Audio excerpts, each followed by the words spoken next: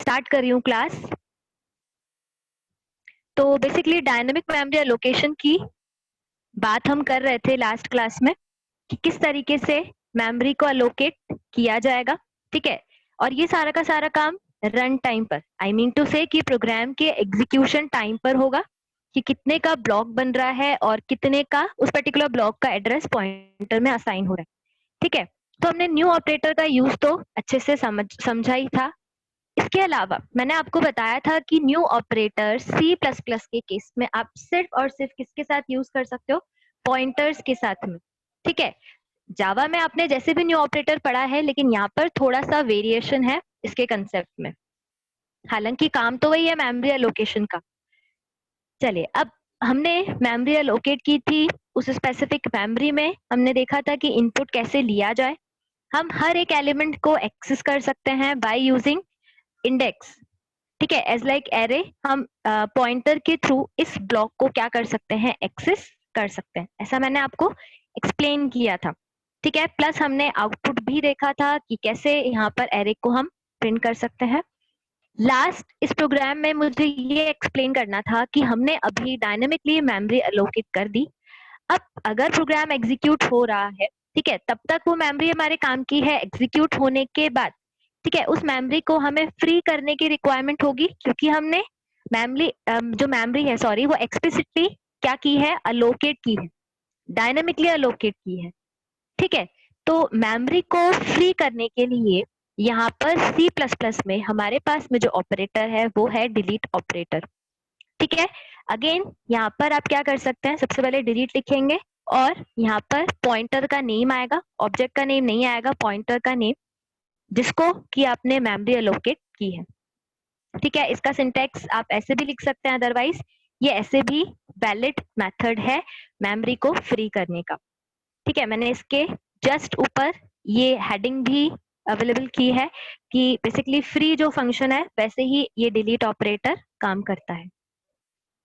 तो बाकी ये प्रोग्राम हमने उस दिन समझा था लास्ट क्लास में, इसका इम्प्लीमेंटेशन सेम ही है। हम अलोकेट करें, उसको फ्री जरूर करवाएं, ठीक है।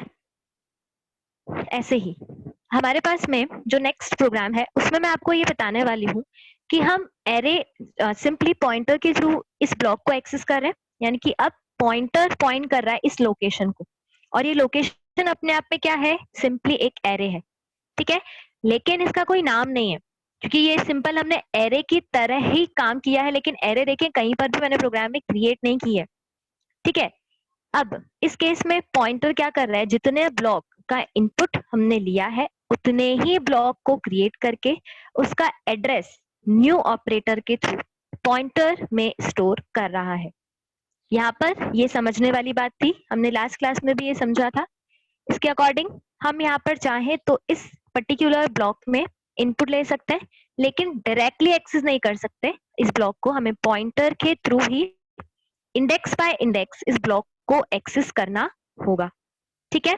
तो सिंपली ये लूप चलाकर मैंने ऐसा काम किया है कि 1 बाय 1 इंडेक्स, यानी कि आई की वैल्यू 0 है, सबसे पहले 0 इंडेक्स पे, देन 1 एंड सो ऑन, जितना कि हमने इनपुट लिया है साइज का उसके अकॉर्डिंग ही टोटल इनपुट लिया है हमने, ठीक है। अब मैं यहाँ पर आपको जो नया कंसेप्ट अभी एक्सप्लेन करने वाली हूँ वो ये है कि सिंपली अगर हम क्या करना चाहें कि पॉइंटर के थ्रू हम किसी भी स्पेसिफिक इंडेक्स को एक्सेस करना चाहें तो कैसे कर सकते हैं, ठीक है। तो देखिए, सबसे पहले मैंने इस केस में एरे यहाँ सॉरी इंटीजर वेरिएबल डिक्लेयर किया था। अब मैंने इंटीजर वेरिएबल आई को प्रोग्राम में जो बेसिकली लूप है उसके बाद भी एक्सेस किया है, जैसे कि मैंने बताया था कि C++ में ऐसा पॉसिबल है। तो अब मैंने आई की वैल्यू को 2 से इनिशियलाइज कर दिया, 2 असाइन कर दिया। अब इस केस में 2 असाइन करने के बाद आई की वैल्यू में मैंने क्या किया है, सिंपली P ऑफ I, यानी कि इस केस में क्या होगा, P ऑफ I की बात करूं तो P का 2 वाला इंडेक्स, यानी कि P के 2 इंडेक्स पर अभी क्या वैल्यू एग्जिस्ट करती है, 0, 1 एंड 2। तो यहाँ पर सिंपली 30 रिजल्ट में शो हो जाएगा, ठीक है। यहाँ पर मैंने I पुट किया है। ऐसे ही हमारे पास में एक मेथड और है। इस मेथड 2 में मैंने क्या किया, I को पहले लिखा है और P को सबस्क्रिप्ट के अंदर लिखा है, तो ये भी एक वैलिड मेथड है। अगर हम एरे के इंडेक्सेस के वैल्यू को डिस्प्ले करवाना चाहें, we can also use this kind of method. ठीक है, तो सबसे पहले आपके पास में आई जो इंडेक्स है वो आएगा, then you have to mention the name of array. इस केस में p एक पॉइंटर है जो कि इस पर्टिकुलर लोकेशन को पॉइंट कर रहा है, तो ये भी सिंपली क्या डिस्प्ले करेगा, सेकेंड इंडेक्स की वैल्यू, यानी कि कुछ इस तरीके से ये होगा p।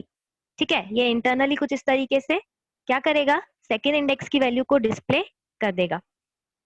अब ऐसे ही दो तरीके के अलग मेथड भी मैंने मेथड नंबर 3 और 4 में मेंशन किए हैं। ठीक है, देखिए समझते हैं इसको। मैंने क्या किया है, p प्लस आई और उसके पहले जस्ट मैंने वैल्यू एट ऑपरेटर लगाया। अब यहाँ पर एक समझने वाली बात ये है कि p के अंदर अभी क्या एड्रेस है, 100, यानी कि p पॉइंट कर रहा है इस लोकेशन को। ठीक है, तो अगर मैं इन स्टेटमेंट्स की बात करूंगी तो इन दोनों के केस में रिजल्ट तो 30 ही विजिबल होगा, 30 ही डिस्प्ले होगा, या मैं p प्लस आई करूं या i प्लस p करूं, दोनों का मतलब दोनों का जो फाइनल रिजल्ट है वो 30 डिस्प्ले होगा। अब कैसे डिस्प्ले होगा ये समझने वाली बात रहेगी। तो इस पर्टिकुलर ये एक तरीके से एक्सप्रेशन है, तो इंटरनली इसको किस तरीके से सॉल्व किया जाएगा मैं आपको एक सिंपल एग्जाम्पल के साथ समझा रही हूँ। तो देखें, अगर हम p प्लस आई लिखें तो इसके अकॉर्डिंग ये इंटरनली कैसे इम्प्लीमेंट होगा। ठीक है, यहाँ पर तो इसका मतलब यही रहेगा, अगर मैं बात करूं p प्लस आई की, तो इसके अकॉर्डिंग p सिंपल क्या है हमारे पास में पॉइंटर, और पॉइंटर के अंदर क्या स्टोर है, 100, तो 100 प्लस 2, यानी कि इस लोकेशन पर, ठीक है, जो भी वैल्यू एग्जिस्ट करती है वो डिस्प्ले हो जाए। लेकिन ये इस तरीके से कैलकुलेट नहीं होगा, देखें इसको समझते हैं कि कैसे काम करेगा ये। इसके लिए मैंने यहाँ पर एक कंसेप्ट लिखा है, तो देखें इसके इसमें p जो है इसका मतलब पॉइंटर के अंदर क्या स्टोर है, दैट मीन्स बेस एड्रेस। ठीक है, और प्लस अब अगर हम बात करें i, तो i किसको रिप्रेजेंट कर रहा है, इंडेक्स नंबर को। अच्छा, एक बात और क्लियर कर दूं, ये तरीका आपने लास्ट ईयर सी में भी देखा था, मैं इसको सिंपल वापस से रिपीट कर रही हूँ, नथिंग एल्स। तो इस केस में p प्लस आई की बात अगर मैं करूं, ठीक है, तो देखें p प्लस आई के केस में यहाँ पर किस तरीके से एग्जीक्यूट होगा, जब i की वैल्यू 2 होगी, ठीक है, तो ये 2 यहाँ पर साइज ऑफ डेटा टाइप के साथ में भी मल्टीप्लाई होगा। तो ये फॉर्मूला इंटरनली इस तरीके से कैलकुलेट होगा, और अकॉर्डिंग टू दिस अगर i की वैल्यू 2 है, ठीक है, और बेस एड्रेस अभी इस एग्जाम्पल में 100 था, यानी कि p के अंदर क्या है, 100 वैल्यू, और हमें ये भी पता है कि एरे के नेम में ही उसका एड्रेस स्टोर रहता है। ठीक है, तो इस केस में p के अंदर 100 स्टोर है, और डेटा टाइप जो है, क्योंकि मैंने पॉइंटर इंटीजर टाइप का क्रिएट किया है, तो डेफिनेटली, और साइज यहाँ पर क्या लिया हमने, इंटीजर टाइप का। ठीक है, तो इस केस में इंटीजर 2 बाइट ऑक्यूपाई करता है, तो अकॉर्डिंग टू दिस फॉर्मूला ये कुछ इस तरीके से इवेलुएट होगा, यानी कि 100 प्लस आई इंडेक्स की वैल्यू 2 थी, वो किसके साथ मल्टीप्लाई हो जाएगा, size of data type. Integer है तो हमें पता है इंटीजर 2 बाइट्स ऑक्यूपाई करता है, तो 2 इंटू 2 रिजल्ट होता है 4। तो अब एग्जैक्टली क्या होगा, इस लोकेशन पर जो भी वैल्यू है, वैल्यू एट ऑपरेटर क्या कर देगा, उसको डिस्प्ले कर देगा। ठीक है, तो रिजल्ट इस अकॉर्डिंग 30 डिस्प्ले होगा। तो ये दोनों एक्सप्रेशन जो हमने यहाँ पे पुट की है वो कुछ इस तरीके से इवेलुएट होंगी। ठीक है, तो ये रहेगा एरे के इंडेक्सेस को अलग अलग तरीके से एक्सेस करने का तरीका। कोई भी डाउट हो तो प्लीज पूछ लीजिए।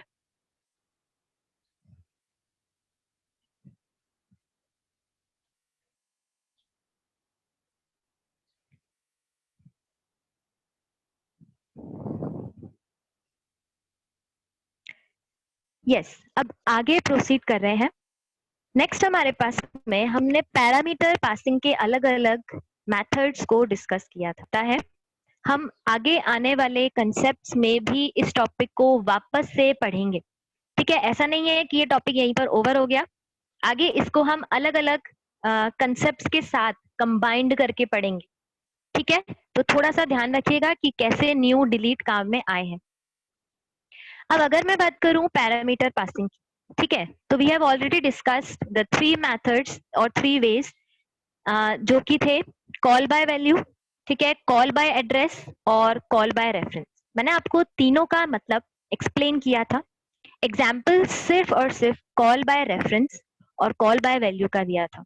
यानी कि कहने का मतलब फंक्शन में जो हम आर्ग्यूमेंट पास कर रहे हैं वो किस अकॉर्डिंग पास कर रहे हैं, ठीक है। अब अगर मैं बात करूं कॉल बाय एड्रेस की, ठीक है, तो कॉल बाय एड्रेस कब यूज में आता है? जब हम आर्ग्यूमेंट्स जो पास कर रहे हैं वो सिंपल हमारे पास में उनका एड्रेस हम पास कर रहे हैं, और eight the time of catching the arguments, यानी कि जो फंक्शन उन आर्ग्यूमेंट्स को कैच कर रहा है, ठीक है, तो एड्रेस को होल्ड सिर्फ और सिर्फ पॉइंटर कर सकते हैं। तो दैट मीन्स जो हमारे पास में फॉर्मल आर्ग्यूमेंट होंगे वो क्या होंगे? पॉइंटर्स। अब मैंने क्या बोला, कैसे बोला, एक बार देखते हैं। ये देखें किस तरीके से एक्सप्लेन समझना है इस टॉपिक को, एक बार देख लेते हैं। यहाँ पर सिंपल एक शो फंक्शन मैंने यहाँ पे डिफाइन किया है, ठीक है, कॉल किया है मेन से। डेफिनेटली मैंने कहीं प्रोटोटाइप दिया नहीं है, तो अब ये मान के चल रहा है कि ये फंक्शन मेन से जस्ट पहले एग्जिस्ट करता है, ठीक है। ए और बी दो अलग अलग लोकेशंस हैं। ए में है हमारे पास में इनिशियली 10 और बी में है 20। ये जो मैं कंसेप्ट अभी आपको एक्सप्लेन कर रही हूँ वही हम प्रोग्राम के फॉर्म में देखने वाले हैं। तो सेम ही है, मैं चाहे प्रोग्राम के तरीके से समझाऊं चाहे इमेज के तरीके से। अच्छा, मैंने इस तरीके में शो मेथड का प्रोटोटाइप डिफाइन किया है। दैट मीन्स कि प्रोटोटाइप जो है, ठीक है, यानी कि फंक्शन कहीं बाद में एक्सेस कर सकता है, और इमेज में समझने के लिए मैंने इस फंक्शन को पहले पुट किया है, ठीक है। हालांकि इतना कोई डिफिकल्टी वाला नहीं है कंसेप्ट, बस इतना समझना है कि कब किस केस में एड्रेस पास होगा। यस, तो अगर इस फंक्शन को समझें तो सिंपली एक शो फंक्शन मैंने यहाँ पर क्या किया है, प्रोटोटाइप दिया है और शो फंक्शन को कॉल भी किया है। तो अब समझने वाली बात क्या है कि ए और बी अगेन ये दो वेरिएबल्स हैं, इनिशियली 10 और 20 उनमें वैल्यूज हैं। अब क्या होगा जब ये फंक्शन कॉल होगा? तो मैंने क्या किया है, वेरिएबल के एड्रेसेस को स्टोर करवाया। तो जब हम वेरिएबल के एड्रेसेस को स्टोर करवा रहे हैं, ठीक है, और किसी function store I mean to से कि पास कर रहे हैं, तो at the time of calling of the function, यानी कि जब शो फंक्शन कॉल होगा तो इन एड्रेसेस को कौन फैच करेगा, कौन कैच करेगा? कोई ना कोई पॉइंटर। तो देखें, मैंने जब शो फंक्शन को डिक्लेयर किया है, यानी कि उसकी डेफिनेशन या मैं यूं कहूं उसकी कोडिंग स्पेसिफाई किया है, तो उस केस में यहाँ पर P1 और P2 both are formal arguments. ऐसा मैंने आपको पहले भी एक्सप्लेन किया था, फॉर्मल आर्ग्यूमेंट्स है। तो P1 तो क्या स्टोर करेगा? ए वेरिएबल के एड्रेस को, ठीक है। और अगर मैं बात करूं P2 को, तो P2 क्या स्टोर करेगा?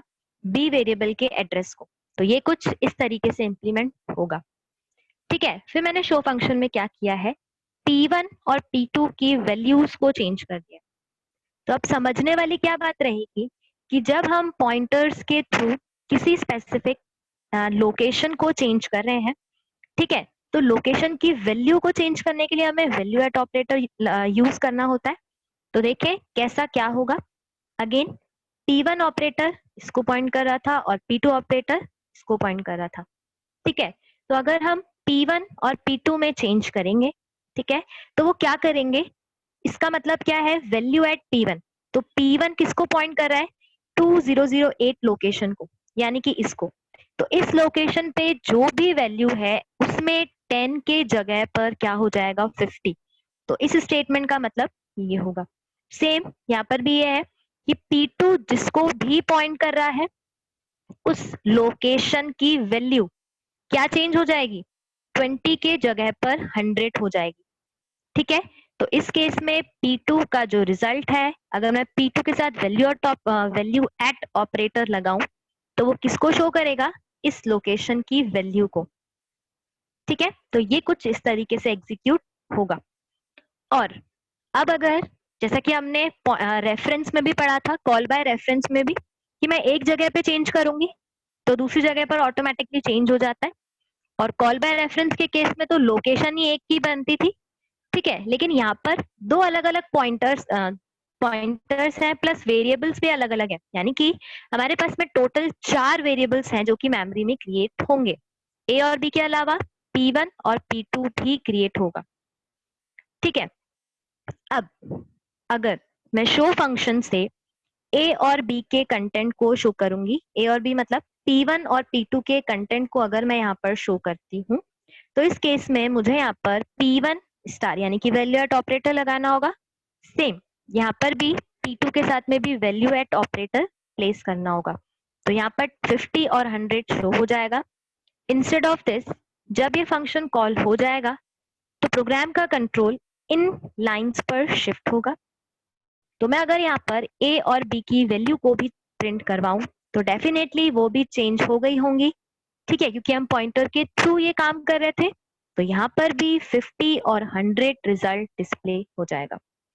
ये तरीका कहलाएगा पास बाय एड्रेस या कॉल बाय एड्रेस, ठीक है। तो जब हम फंक्शन कॉल कर रहे हैं तो at the time of calling हम वेरिएबल्स का जब एड्रेस पास करेंगे तो वो कहलाएगा कॉल बाय एड्रेस, और जो फॉर्मल आर्ग्यूमेंट्स होंगे वो उस केस में पॉइंटर होना जरूरी है। कोई भी डाउट है तो पूछ लीजिए। पास बाय एड्रेस और कॉल बाय एड्रेस जो इम्प्लीमेंटेशन है वो यहाँ पर ओवर होता है।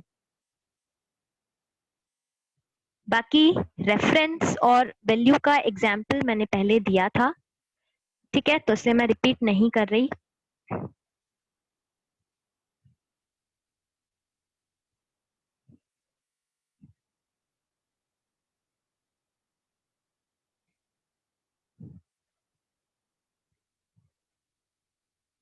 अब पॉइंटर के लास्ट एग्जाम्पल की बात करें तो बेसिकली हम डिस्कस करने वाले हैं कि किसी भी फंक्शन से एरे को कैसे रिटर्न किया जाए, ठीक है। इसको स्टार्ट करने से पहले मैं वापस रिपीट कर रही हूँ, कोई भी डाउट हो तो आप किसी भी एग्जाम्पल के बीच में पूछ लीजिएगा, लेकिन डाउट आगे मत रखिएगा। यस, आगे प्रोसीड करते हैं। जब हम किसी भी फंक्शन से एरे रिटर्न करवाते हैं तो क्या सिंटेक्स है वही डिस्कस करें। इस केस में हम फंक्शन में एरे वापस भेजना सीख रहे हैं, हालांकि ये तरीका हम यूज कर चुके हैं, इसको समझ चुके हैं C++ में, लेकिन इस एग्जाम्पल का ही पार्ट है तो एक बार देख लेते हैं। तो सबसे पहले मैंने 6 मेंबर्स की एरे क्रिएट की है जो कि ARR नाम से है। 6 एलिमेंट्स या 6 मेंबर्स की एरे है और ये वैल्यू मैंने इनिशियलाइज की है, ठीक है, 11 to 16। अब अगर मैं बात करूं शो फंक्शन के कॉलिंग की, तो देखिए शो फंक्शन जब कॉल होगा तो हम 2 आर्ग्यूमेंट सेंड कर रहे हैं। फर्स्ट आर्ग्यूमेंट इज, सबसे पहले एरे का नेम है, और सेकेंड आर्ग्यूमेंट क्या है, साइज। तो फर्स्ट आर्ग्यूमेंट एरे का नेम, यानी कि ये पूरा का पूरा ब्लॉक क्या होगा, पास होगा, और सेकेंड हम उसके साथ साइज भी भेज रहे हैं, ठीक है। तो अब ये फंक्शन जैसे ही कॉल होगा तो प्रोग्राम का कंट्रोल इस पर्टिकुलर सेक्शन पर क्या हो जाएगा, शिफ्ट हो जाएगा। इस केस में एरे, यहाँ पर मैंने फर्स्ट आर्ग्यूमेंट पुट किया है और सेकेंड आर्ग्यूमेंट साइज S, ठीक है, जिसको मैंने S से मेंशन किया है। इस केस में हमें पता है जब हमने एरे पास करना सीखा था तो ये एरे यहाँ पर जाके सारा का सारा पास बाय रेफरेंस की तरह हमने पढ़ा था कि यहाँ पर कॉपी हो जाएगा, लेकिन ARR और AR होंगी 2 अलग अलग लोकेशंस, ठीक है। अब इस केस में वो दोनों लोकेशंस एक ही जगह को पॉइंट कर रही होंगी, ठीक है। इसको हमने डायग्राम के थ्रू और मेमोरी एलोकेशन के थ्रू भी समझा था प्रॉपरली। तो अभी इस ARR में ये वैल्यूज कॉपी हो गई होंगी, ठीक है। एग्जैक्टली 2 अलग अलग वेरिएबल्स हैं लेकिन एरे की वैल्यूज एक ही लोकेशन की बात हो रही है, ठीक है, यानी कि ये भी इसी जगह को पॉइंट कर रहा होगा और ये भी इसी जगह को पॉइंट कर रहा होगा। इसके बाद मैंने क्या किया है कि जो एरे में वैल्यूज हैं उनको सिंपली डबल किया है, यानी कि मल्टीप्लाई 2 किया है। मल्टीप्लाई 2 करने के बाद, ठीक है, एरे के हर एक इंडेक्स पे मैंने चेंज करके उधर ही असाइन कर दिया। तो इस केस में यहाँ पे 11 की जगह क्या रिजल्ट हो जाएगा, 22। यहाँ पर हर एक वैल्यू का मल्टीप्लाई बाय 2 ये रिजल्ट कुछ हो जाएगा, ठीक है। यहाँ पर भी ARR इसी लोकेशन को पॉइंट कर रहा है और AR भी इधर ही इसी लोकेशन को पॉइंट कर रहा है। लोकेशन कौन सी? एरे की लोकेशन। ठीक है, तो इनडायरेक्टली ARR में भी चेंज हो गए हैं और AR में भी चेंज हो चुके हैं, और इसी के साथ मैंने एरे रिटर्न करवाया। अब समझने वाली क्या बात है, देखें, समझने वाली बात यह है कि जब हम फंक्शन से एरे रिटर्न करवा रहे हैं, ठीक है, तो फंक्शन को डिक्लेयर करते टाइम हम C++ के केस में सबसे पहले किस तरह की एरे रिटर्न करवा रहे हैं? Integer array. और इंटीजर एरे रिटर्न करवा रहे हैं तो हमें यहाँ पर कौन सा सिंबल यूज करना होगा? स्टार, जिसको कि हम सिंपली वैल्यू एट ऑपरेटर कहते हैं। तो ये एरे रिटर्निंग का सिंटैक्स है। ठीक है, यानी कि पॉइंटर के फॉर्म में हम एरे रिटर्न करवाते हैं। ठीक है, तो जब AR एरे यहाँ से रिटर्न होगी, ठीक है, तो एट द टाइम ऑफ जब इसको फैच करेंगे, एट द टाइम ऑफ फैचिंग, ठीक है, जब हम इसको क्या करेंगे? स्टोर करेंगे, तो इस केस में ये फंक्शन रिटर्न कर रहा है एक एरे। वो एरे कहाँ जाके स्टोर हो जाएगा? पॉइंटर में। ठीक है, तो अब इस केस में जब शो फंक्शन रिटर्न करेगा एरे, तो पॉइंटर के केस में क्या स्टोर हो जाएगा? उस एरे का बेस एड्रेस, क्योंकि ये तो हमें पता ही है कि पॉइंटर क्या स्टोर करता है? Base address. तो पॉइंटर अब एग्जैक्टली उस एरे को पॉइंट कर रहा होगा।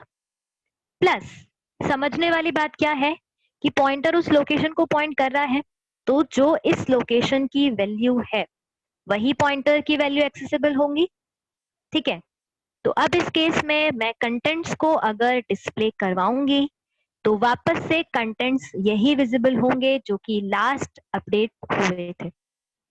तो ये तरीका है रिटर्न बाय फंक्शन से एरे को रिटर्न करने का। अब अगर आपके पास में आपको स्ट्रिंग रिटर्न करवानी है, क्योंकि हमें पता है स्ट्रिंग हमने जो सी में पढ़ी थी, हालांकि इसको हम स्ट्रिंग के साथ देखेंगे, बट सी में जो आपने स्ट्रिंग पढ़ी थी उस केस में अगर आपको किसी भी फंक्शन से स्ट्रिंग रिटर्न करवानी है, क्योंकि स्ट्रिंग अपने आप में कैरेक्टर एरे होती है, 1D एरे है ना, तो उस केस में हमें यहाँ पे कैरेक्टर यूज करना पड़ेगा। लेकिन हम एरे रिटर्न करवा रहे हैं, 1D एरे। ठीक है, यानी कि सिंपल, अभी मैं एरे की बात कर रही हूँ, तो इस केस में यहाँ पर इंटीजर के साथ हमें क्या यूज करना पड़ेगा? पॉइंटर। ये मेन कंसेप्ट है किसी भी फंक्शन से एरे को रिटर्न करवाने का। और जब उसको कैच करें तो यहाँ पर पॉइंटर होना जरूरी है, हम यहाँ पर इस तरीके से नहीं लिख सकते। ठीक है, ये गलत तरीका है, इसलिए हमें यहाँ पर स्टार ही प्लेस करना होगा और यहाँ पर इस तरीके से। ठीक है, प्लस यहाँ पर भी हम सिंपल एरे रिटर्न करवाते टाइम ये नहीं लिख सकते, ये गलत है। C++ की बात कर रही हूँ मैं। तो ये हो गया फंक्शन से एरे रिटर्न करवाने का कंसेप्ट। अब कोई भी डाउट हो तो पूछ लीजिए, अदरवाइज हम नेक्स्ट टॉपिक पर प्रोसीड कर रहे हैं। और इसी के साथ पॉइंटर टॉपिक यहाँ पर ओवर होता है। अब जो नेक्स्ट टॉपिक है, अगेन मैं रिपीट कर रही हूँ, लेकिन हम सी में इसको ऑलरेडी पढ़ चुके हैं। तो टॉपिक क्या है? जैसा कि नाम से समझ आ रहा है, रिकर्जन। यानी कि एक फंक्शन अगर खुद को ही कॉल कर रहा है बार बार, तो वो कहलाएगा रिकर्जन। और जो फंक्शन बार बार कॉल हो रहा है वो कहलाएगा रिकर्सिव फंक्शन। ठीक है, अब जैसा कि हमें पता है रिकर्जन को जब हम फॉलो करते हैं तो उसके कुछ बेसिक रूल्स होते हैं जो कि आप सी में ऑलरेडी पढ़ चुके हो। तो मैंने इसका सिर्फ एक ही एग्जाम्पल पुट किया है, that is factorial of function. ठीक है, फैक्टोरियल भी आप लोगों ने DS में भी देखा होगा शायद, और आपने सी में भी पढ़ा था। ठीक है, तो इसको मैं वापस रिपीट करने से पहले एक डायग्राम के थ्रू उसको पूरा एक्सप्लेन करूंगी। ज्यादा इस एग्जाम्पल पे हम टाइम इन्वेस्ट नहीं करेंगे। तो देखते हैं कि कैसे क्या होगा। रिकर्जन के केस में मैं बात कर रही थी कुछ बेसिक रूल्स की। ठीक है, तो देखिए, मैंने मेन से सिंपली प्रिंट फंक्शन को कॉल किया है। ठीक है, तो प्रिंट फंक्शन यहाँ पे कॉल हो जाएगा, यहाँ तक तो कोई रिकर्जन नहीं हुआ।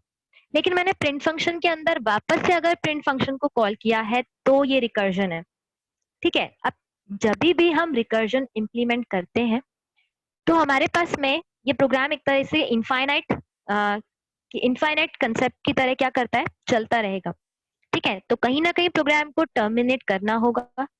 तो टर्मिनेट करने के लिए रिकर्जन में हमेशा हम एक बेस कंडीशन की बात करते हैं कि किस कंडीशन पर फंक्शन कॉलिंग स्टॉप होगी, ठीक है, और रिजल्ट जनरेट होगा।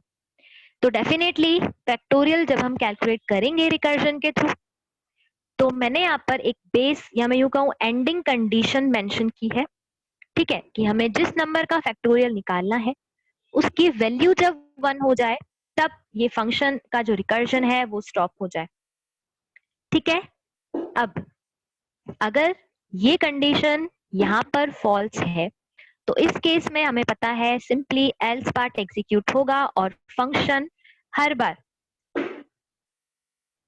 क्या होगा, हर बार फंक्शन यहाँ पर कॉल होगा इस केस में, ठीक है।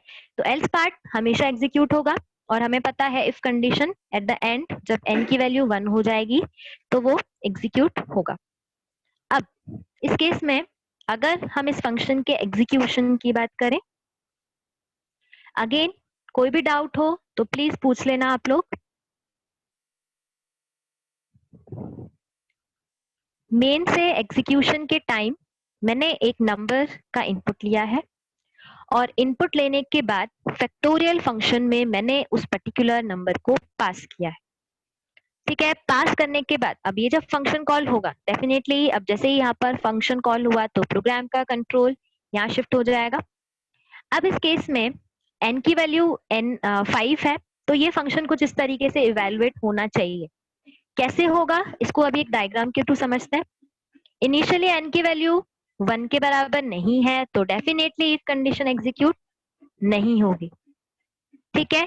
तो प्रोग्राम एल्स पार्ट में जाएगा, प्रोग्राम का कंट्रोल और यहाँ पर ये स्टेटमेंट इवेलुएट होगी। अकॉर्डिंग टू दिस n की वैल्यू कितनी है 5 और फैक्टोरियल फैक्ट फंक्शन जो है बेसिकली फैक्ट के नाम से मैंने बनाया है n-1 यानी कि 5 - 1 4, ठीक है। तो यानी कि अब ये फंक्शन यहाँ पर दोबारा से कॉल होगा। इसका एग्जीक्यूशन आप लोगों ने समझा है तो अच्छी बात है, एक बार मैं रिपीट कर रही हूँ। तो यहाँ पर फैक्ट फंक्शन कॉल होगा, ठीक है, और कब तक कॉल होगा, जब तक कि n की वैल्यू 1 के बराबर नहीं हो जाती। अब इसको समझते हैं एक पिक्चर से, ठीक है, एक इमेज से देखते हैं इसको कि कैसे कॉलिंग होगी। तो सबसे पहले n की वैल्यू 5 थी तो हमें पता है 5 इंटू, ये बेसिकली फैक्टोरियल को कैलकुलेट करने का तरीका है हमारे पास में, ठीक है, रिकर्जन के थ्रू। तो 5 इंटू f 5 - 1 यानी कि अब फंक्शन की वैल्यू कितनी हो जाएगी 4, ठीक है। तो 5 इंटू एफ की वैल्यू 4 यानी कि 4 वैल्यू के लिए n की वैल्यू 4 के लिए ये फंक्शन कुछ इस तरीके से वापस से कैलकुलेट होगा, ठीक है। अब 4 n की वैल्यू 4 हो चुकी है तो 4 इंटू एफ 4 - 1, ठीक है। थोड़ा सा ध्यान से समझना होगा, टॉपिक इतना डिफिकल्ट नहीं है। इस केस में 4 इंटू एफ की वैल्यू कितनी हो जाएगी 4 - 1 यानी कि 3, तो यानी कि अब n की वैल्यू 3 के लिए वापस से फंक्शन कॉल होगा। तो अगेन 3 इंटू एफ की वैल्यू 2, ठीक है, प्लस ये फंक्शन अभी तक पूरे सॉल्व नहीं हुए, ये कब सॉल्व होंगे जब n की वैल्यू 1 हो जाएगी। तो उस केस में ये फंक्शन वापस कुछ ना कुछ वैल्यू जहां से फंक्शन कॉल हुआ था उसको रिटर्न करना शुरू करेगा। तो देखें इस केस में जब इसकी वैल्यू 2 थी, ठीक है, तो वापस से ये फंक्शन कॉल होगा। तो दैट मीन्स n की वैल्यू 2 हो चुकी है तो 2 इंटू और 2 - 1 कितना होता है 1। तो अब इस केस में ये फंक्शन 1 वैल्यू के लिए जब n की वैल्यू 1 के लिए वापस से कॉल होगा तो डेफिनेटली इस केस में n की वैल्यू 1 मतलब क्या होगा रिटर्न 1, ठीक है। अब फंक्शन 1 रिटर्न कर देगा और बाकी फाइनल प्रोसीजर इसका जो भी एग्जीक्यूशन का है वो हम नेक्स्ट क्लास में डिस्कस करेंगे। अभी के लिए सिर्फ इतना ही।